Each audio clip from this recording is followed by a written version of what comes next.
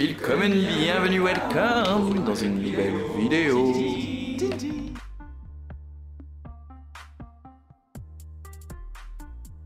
On se retrouve avec quelques couleurs supplémentaires par rapport à la semaine dernière. Visiblement, l'été a enfin décidé de se pointer. Enfin, je dis ça, mais aujourd'hui, il fait moche. Mais en tout cas, on a eu, allez, une belle semaine en termes de météo. Même, on a eu très très chaud.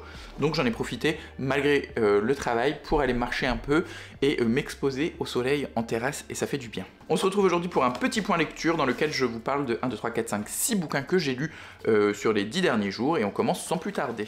J'ai lu dans un premier lieu, c'est un papier, ça s'appelle Le Manifeste Gay de Carl Whitman. Je l'ai en papier car je l'ai imprimé. J'ai imprimé la version anglaise. Ça faisait que 10 pages, donc j'ai trouvé le PDF sur internet. Alors je ne sais pas si c'est libre de droit ou pas, mais il suffisait de taper Manifeste Gay sur internet, donc écrit par Carl Whitman, Gay Manifesto. Et je suis tombé dessus, donc je l'ai lu. C'était hyper intéressant. C'est un texte qui date de... attendez. Ah, je pense que c'est dans les années 60, peut-être à peine avant Stonewall, les émeutes de Stonewall. C'est un texte qui est donc écrit par un militant qui donne une petite vision de ce que serait une lutte LGBT organisée, préparée, etc. C'est un texte qui est en plusieurs parties.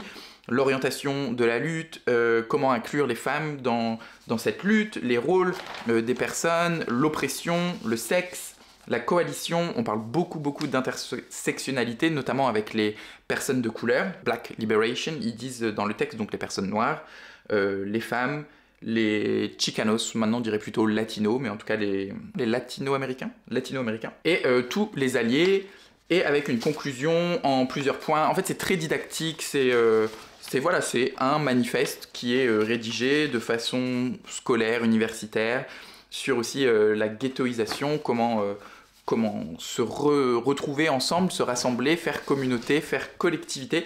Bref, j'ai adoré. J'ai surligné plein de passages, ça va me servir pour travailler sur une vidéo. Et si jamais vous ne lisez pas du tout l'anglais, même si c'est assez simple, je vous dis du fait que ce soit un texte qui est quand même presque universitaire, il y a une traduction qui est parue il y a vraiment pas longtemps, je ne sais plus dans quelle maison d'édition, mais ça a été traduit par Si Le Cerf Maupois, je vous en ai déjà parlé plusieurs fois, donc je vous invite grandement à lire ce texte qui est hyper précurseur dans la lutte LGBT. Et alors, ça vient d'un homme homosexuel, mais vraiment, il a à cœur, dès le début de ce manifeste, qui s'appelle Le Manifeste Gay, de ne pas uniquement mentionner la lutte gay homosexuelle masculine, mais toutes les luttes convergentes LGBT. Et plus que ça même, parce qu'on parle de la libération des droits de la femme, la libération des droits des personnes noires, des personnes latino-américaines, etc. Ensuite, j'ai lu Mes 18 exils de Suzy Morgenstern, publié il y a un an ou deux, non un peu plus même, 2021, chez l'Iconoclaste. Suzy Morgenstern, j'imagine que vous êtes nombreux et nombreux à la connaître sur cette chaîne, ou pas d'ailleurs, mais enfin... C'est une autrice d'albums et de livres pour la jeunesse et pour les ados. J'ai l'impression d'être très rouge d'un coup, non? Qui est vraiment, qui a un succès fou en France. Ah, mais c'est parce que le livre est blanc. Oui, voilà, c'est ça. Qui a un succès fou en France. Moi, je ne la connaissais pas. Vraiment, je n'ai pas grandi avec la littérature de Suzy Morgenstern, qui très vite a émigré en France, à Nice, dans le sud de la France, avec son premier mari puis son second mari. Et donc ce bouquin, un peu comme le Gay Manifest, est quand même très scolaire, car à travers 18 chapitres qui sont chacun de ses exils, Suzy Morgenstern va nous raconter sa vie depuis sa naissance. Dès le début du bouquin, on a les 18 exils qui sont annoncés dans un espèce de gros sommaire résumé de chaque chapitre. Donc la naissance, être une fille, entrer à l'école, être loin de ses sœurs, être juive, infiltrée chez les garçons, être intello, être sioniste, être amoureuse, être mère, être immigrée, être veuve, errer, de souris grise à femme fatale, être malade, le nid vide, jusqu'à la mort. Même si Suzy Morgenstern est toujours vivante, elle aborde le sujet de la maladie et de la mort, de la vieillesse. C'était intéressant, en fait, moi qui ne connais pas du tout l'autrice, qui n'ai pas lu ses romans, on fait quelquefois référence à quelques-uns de ses textes pour la jeunesse. Bon, ça m'a pas beaucoup plus emballé que ça. J'ai bien aimé... connaître son rapport à la maternité, connaître son rapport à la religion juive, notamment avec ce qui se passe en ce moment en Israël. Elle parle beaucoup d'Israël, là où elle a de la famille qui habite. Donc, ouais, voir comment des personnes juives vivent le conflit israélo-palestinien depuis la France ou depuis Israël directement. C'était pas déplaisant, ça se lit très très bien, vraiment le niveau de langue est très facile, très abordable. mais ça fera, enfin ça fait, il n'y a pas eu de moments de sa vie suffisamment impactants ou dans lesquels je me suis suffisamment retrouvé et identifié pour pouvoir avoir vraiment un gros coup de cœur pour ce texte. Donc c'est une lecture que j'oublierai, je pense, assez rapidement, malheureusement. Et malheureusement encore, des textes que j'oublierai vite, je pense que ça ne sera pas le seul de ce point lecture. J'ai lu Paris est une fête de Ernest Hemingway, qui m'a beaucoup rappelé, entre autres, les mémoires de Kiki de Montparnasse, car les mémoires souvenirs retrouvés, c'est un des seuls textes que Ernest Hemingway a préfacé et signé de sa main. Donc ils vivent à la même époque, dans le même Paris, ils côtoient plus ou moins les mêmes personnes, et donc c'est un texte qui a été publié à titre posthume, qui regroupe des carnets et des extraits retrouvés dans les affaires de Ernest Hemingway, dans lesquels il parle de sa vie de jeune écrivain, artiste, dans le Paris de l'immédiate après-guerre, dans les années 1918, 1920, etc. Donc, si c'est une période qui vous intéresse grandement, ça va vous plaire. Après, moi, j'ai pas vraiment lu Ernest Hemingway dans ma vie de lecteur. C'est pas un auteur qui m'appelle particulièrement. Et donc, comme avec Suzy Morgenstern, après je suis un peu con aussi, hein, je lis des autobiographies de personnes que je connais que très peu, mais après l'avoir lu, c'est des gens qui sont dans des terrasses à Paris, qui boivent du café, qui n'ont pas trop de fric, et voilà, c'est à peu près tout. On suit quand même des personnes qui sont connues, je ne me rappelle même plus qui d'ailleurs. Si, le mec qui a écrit Gatsby, le magnifique Kennedy. Il y a en fait, c'est des chapitres qui s'apparentent un peu, enfin c'est pas des nouvelles, mais c'est un chapitre sur des événements, un chapitre par événement de sa vie, comme dans Mes 18 exils de Suzy Morgenstern, ou aussi comme dans les mémoires retrouvées de Kiki de Montparnasse, où c'était exactement ça, c'était un chapitre équivaut à une période de sa vie ou à un truc qui s'est passé dans sa vie. Et là, il y a tout un long chapitre, c'est le dernier je crois d'ailleurs, sur un voyage qu'il fait avec Fitzgerald Kennedy à Lyon, justement. Et donc voilà, pareil, j'ai lu Gatsby il y a très longtemps, c'est pas... En fait, je pense que la littérature des années 20-30 ne m'intéresse pas tant, ainsi que ces auteurs, parce que peut-être parfois quand on lit ce genre de reportages de mémoire, d'autobiographie, de moments de vie, ça donne envie de lire l'auteur. Par exemple, quand j'ai lu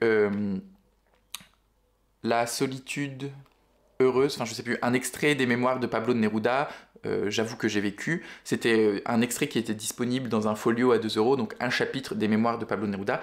J'ai eu très envie de lire sur Pablo de Neruda, parce que Pablo Neruda, j'ai trouvé que sa vie était hyper intéressante, un engagement politique et militant qui se rapproche du mien, en tout cas avec lequel je partage des valeurs, donc j'ai eu une identification suffisante pour pouvoir avoir envie d'aller lire d'autres textes de l'auteur.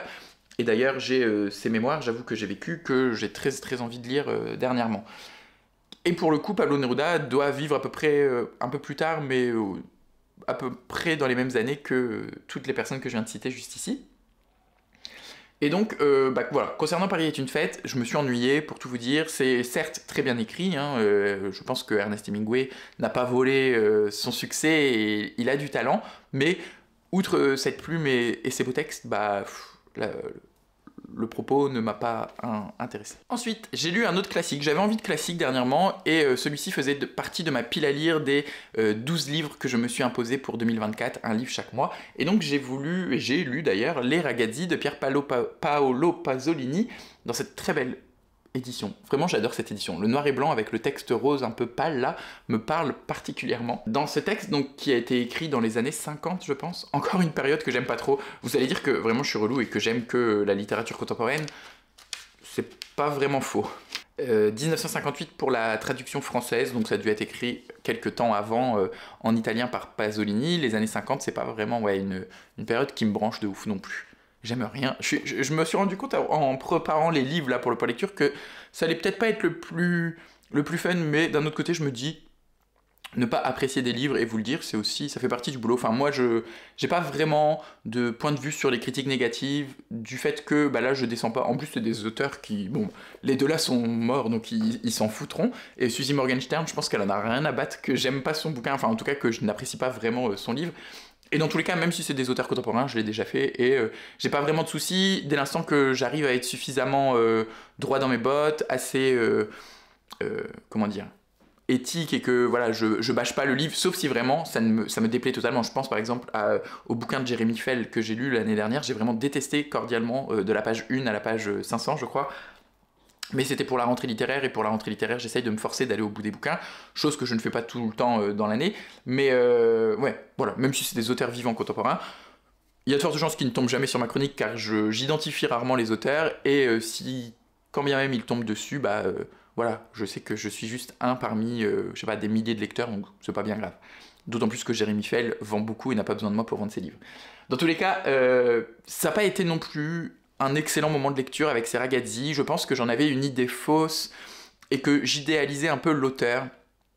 Ayant lu, je vous l'ai répété plusieurs fois, la BD sur la relation presque amoureuse entre Maria Callas et Pasolini, je m'étais vraiment fantasmé cet auteur italien qui a côtoyé la pauvreté, la misère, qui toute sa vie est resté quand même assez proche voilà, des personnes dans le besoin, des personnes miséreuses, que ce soit à Londres, en Amérique du Sud, ou en Amérique, enfin à Londres, à Rome, ou en Amérique du Sud, où partout il a voyagé. Il a souvent été, on le voit par exemple quand il voyage au Brésil avec Callas, il va vivre dans la favela, avec les gens des favelas.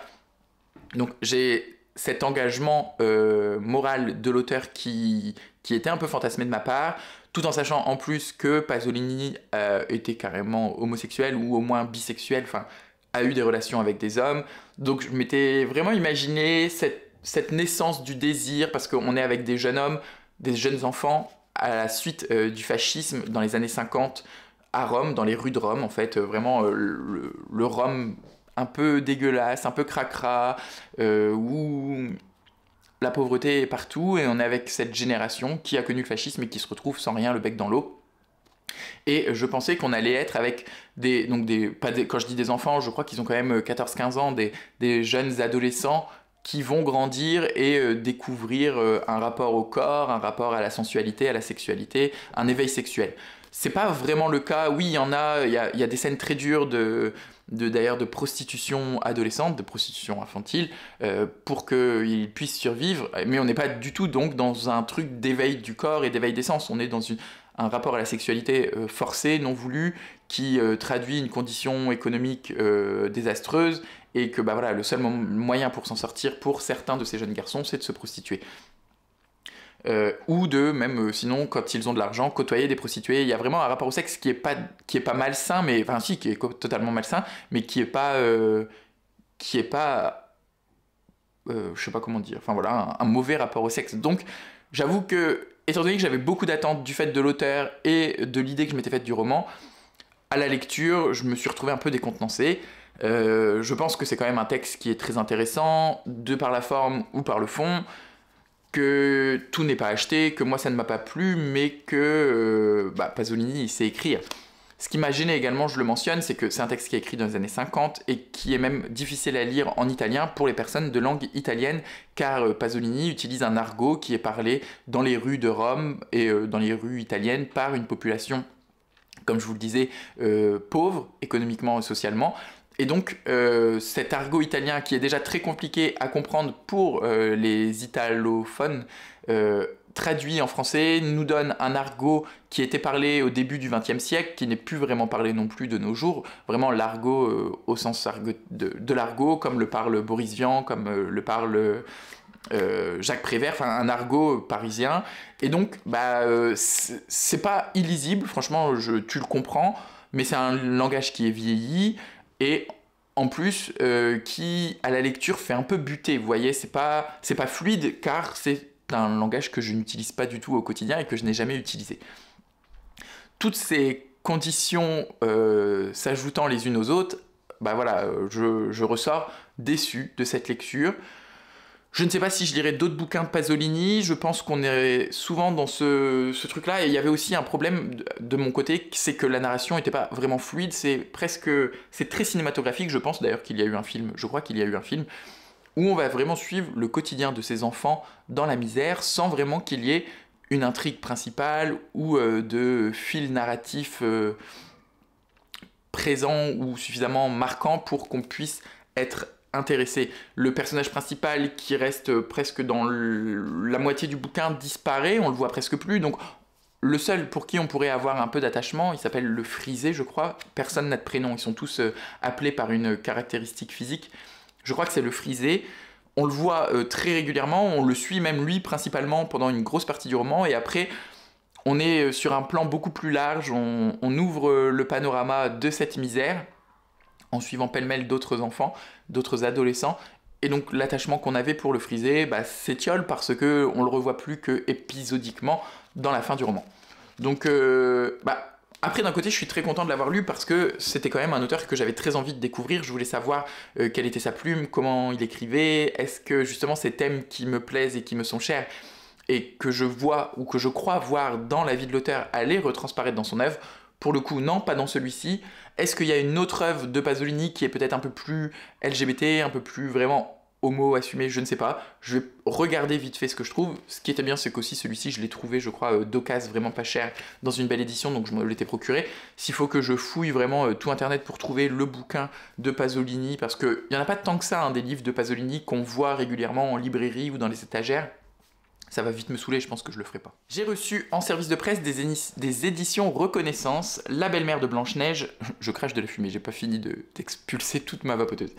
La rivalité féminine construite par les hommes, qui est écrit par Isabelle Siak. La maison d'édition Reconnaissance, c'est une toute nouvelle maison d'édition qui n'a publié, je crois, que 2 livres à ce jour, celui-ci et un second, qui est né d'une volonté, celle de rémunérer les auteurs au juste prix. Donc reconnaissance des auteurices, 20% des droits leur sont reversés par livre au lieu d'environ 8% en moyenne. Reconnaissance des lecteurs car ils veulent proposer un bel objet livre. C'est vrai que c'est un objet livre que l'on ne voit pas particulièrement partout. Il est un peu rose brillant, il y a un extrait du texte sur la couverture, enfin il y a un travail éditorial, une ligne éditoriale dans leurs 2 ouvrages que j'ai vus pour l'instant qui est assez marqué. Et donc reconnaissance de la beauté, nous avons conçu ce livre comme un objet aussi beau sur la forme que sur le fond. Je vous avoue que, je vais être totalement honnête, le livre coûte 17 € et il fait 109 pages. Je l'ai lu en 1 heure un matin, ça se lit très très vite. C'est un peu cher payé.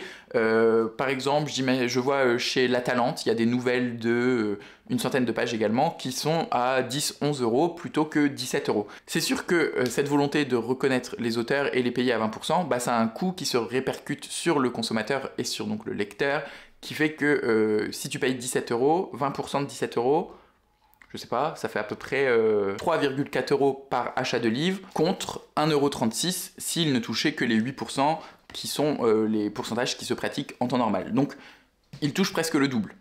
Bah oui, c'est logique. 20%, 8%... j'ai une bonne note au bac en maths, mais j'en ai pas fait beaucoup depuis. Le bouquin, qu'est-ce qu'il en est? La belle-mère de Blanche-Neige. La belle-mère de Blanche-Neige, la rivalité féminine construite par les hommes, c'est un texte qui est écrit donc par la belle-mère, la méchante reine de Evil Queen, depuis sa prison, car la belle-mère finit en prison, et elle nous écrit tout un texte enfin, elle raconte tout un texte, elle raconte son histoire à l'oral à un co-détenu, et cette histoire racontée oralement nous est retranscrite dans les pages de ce bouquin. Donc sur 100 pages, c'est plus ou moins un monologue de la reine qui raconte comment cette rivalité et cette volonté de tuer Blanche-Neige est née.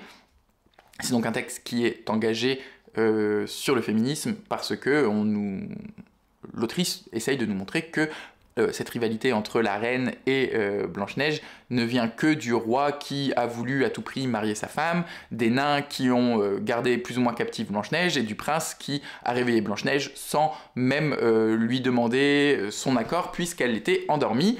Et c'est donc très louable comme volonté, je vois le truc, c'est quelque chose qu'on voit assez régulièrement par exemple avec les Disney. Alors c'est dans une littérature qui n'est pas du tout la même, une littérature jeunesse, adolescente, je sais plus comment ça s'appelle, les Twisted Tales qui nous racontent comment les méchants sont devenus méchants. Là c'est un peu le cas mais pour des adultes, avec un côté militant et engagé plus marqué que dans les livres de chez Disney.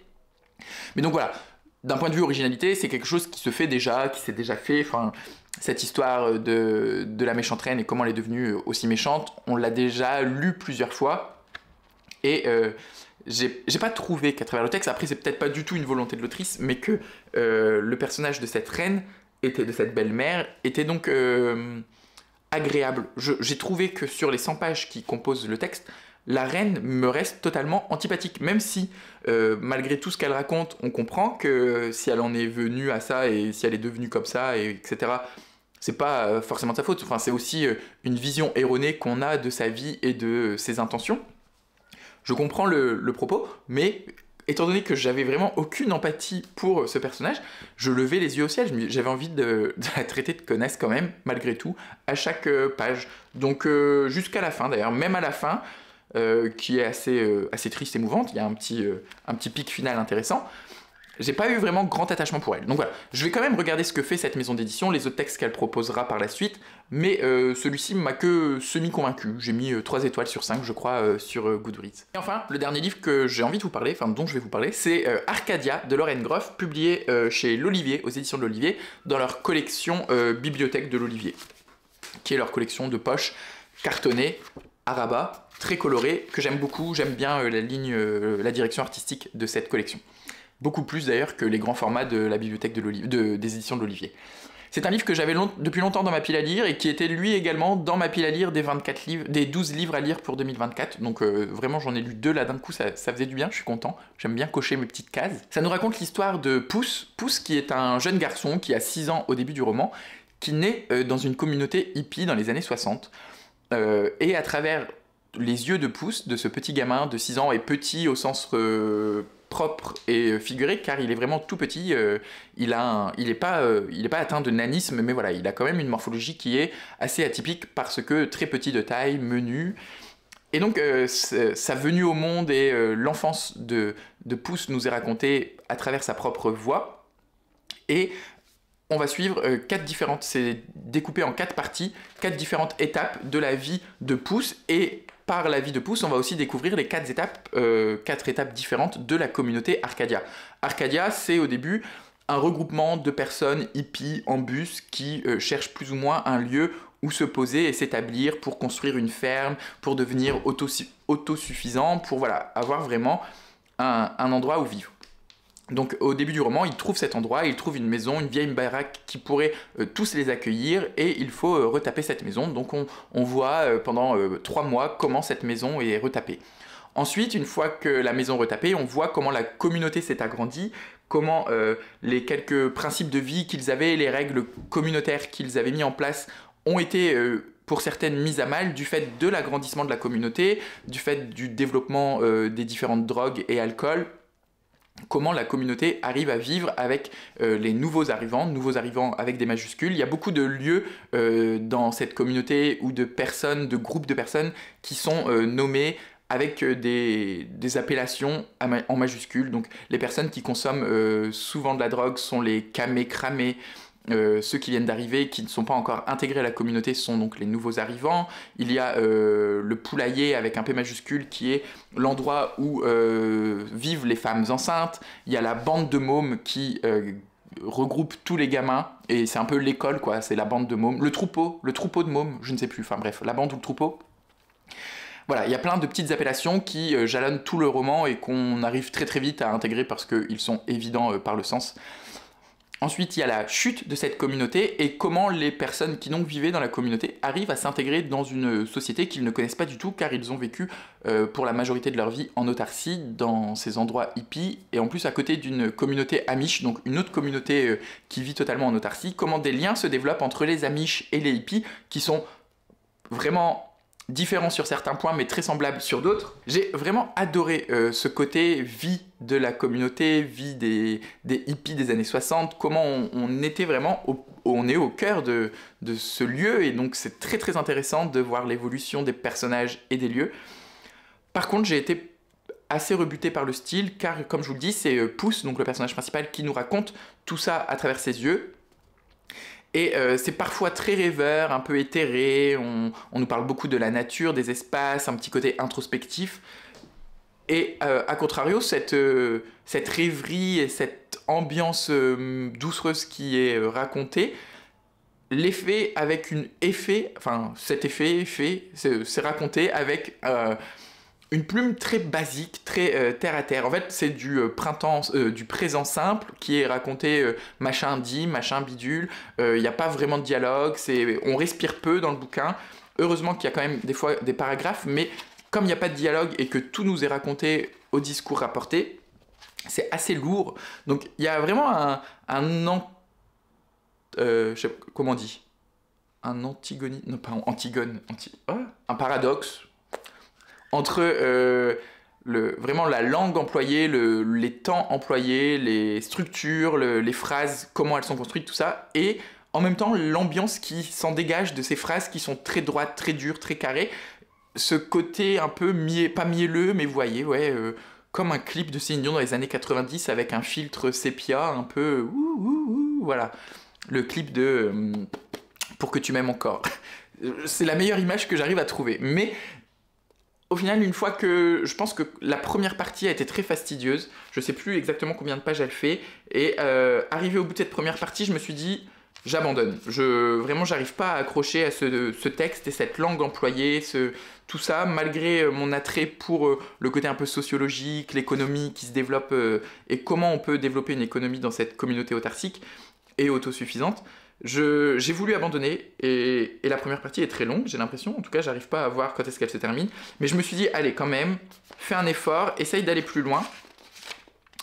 Et j'ai bien fait parce que je me suis vraiment très attaché aux différents personnages et à la communauté. J'avais l'impression moi-même d'être le grand frère de Pouce, celui qui l'accompagne. Et donc le voir grandir, le voir évoluer, le voir faire ses premières rencontres amoureuses, ses premières rencontres amicales, comment lui-même il se développe. Parce que quand on est dans une communauté comme ça qui est... on n'est pas vraiment dans une secte, je pense pas qu'il y ait... Enfin, il y a quand même un gourou, mais ce gourou est largement décrié par tous les membres de la communauté. On le laisse en place parce que, voilà, il fait pas vraiment il fait de mal à personne, il fait pas vraiment de mal à la communauté, donc on le laisse plus ou moins diriger, même si on est avec un conseil, avec 9 personnes, etc. On n'est pas dans une secte, mais on est dans cette communauté autosuffisante, et je sais plus pourquoi je parlais de ça. Ah bah merde. Bref, en tout cas, j'ai bien aimé. Voilà. C'est vraiment, de toutes celles que je vous ai parlé, la lecture qui m'a le plus plu et qui va le plus rester en tête. Donc, si vous arrivez à aller au-delà de la plume qui est peut-être un peu rebutante, je pense que vous pouvez prendre du plaisir. Et la fin, le dernier quart, en tout cas la dernière partie, la 4e partie, est extrêmement touchante. Alors c'est très dur parce qu'on parle de maladie et d'accompagnement vers la mort. Donc si vraiment c'est un sujet, si dans votre entourage vous avez des personnes qui sont mortes très lentement d'une maladie assez dure, ça peut peut-être vous rebuter, vous faire du mal parce que bah voilà, on va suivre une personne qui décède de façon très lente, mais en même temps c'est beau parce qu'elle est accompagnée par sa famille, par ses amis, par plein de personnes, et donc on prend vraiment beaucoup de plaisir à voir cette fin, et je trouve que c'est une très belle fin pour le bouquin, qui conclut bien toute cette évolution à travers les années de la communauté. J'espère pour moi et pour vous peut-être que le prochain point lecture sera un peu plus gai, un peu plus guiré, en tout cas un peu plus investi de ma personne, et en tout cas un peu plus investi de ma personne. J'espère que j'aimerais mieux les livres que j'aurai à vous présenter, mais c'est le jeu ma pauvre Lucette. J'ai lu d'ailleurs avec celui-ci le 100e livre de l'année. Enfin, avec ces deux-ci, j'avais commencé celui-ci, j'ai terminé celui-là avant, et après j'ai terminé celui-ci. Donc bref, c'est le 100e et le 101e livre que je lis depuis le 1er janvier. Et je suis très content parce que je lis plus que l'année dernière, sans pour autant avoir l'impression de faire moins de choses. Donc ça veut dire que j'ai vraiment réussi à trouver ma routine parfaite pour lire, et ça fait du bien de lire beaucoup. En tout cas, moi j'aime beaucoup lire, et donc ça me fait du bien quand je lis beaucoup. J'espère que cette vidéo vous a plu. Si c'est le cas, je vous invite à la liker, la faire voyager, la partager, la commenter. Je vous souhaite comme toujours d'excellentes lectures, d'excellentes découvertes, et d'être heureux.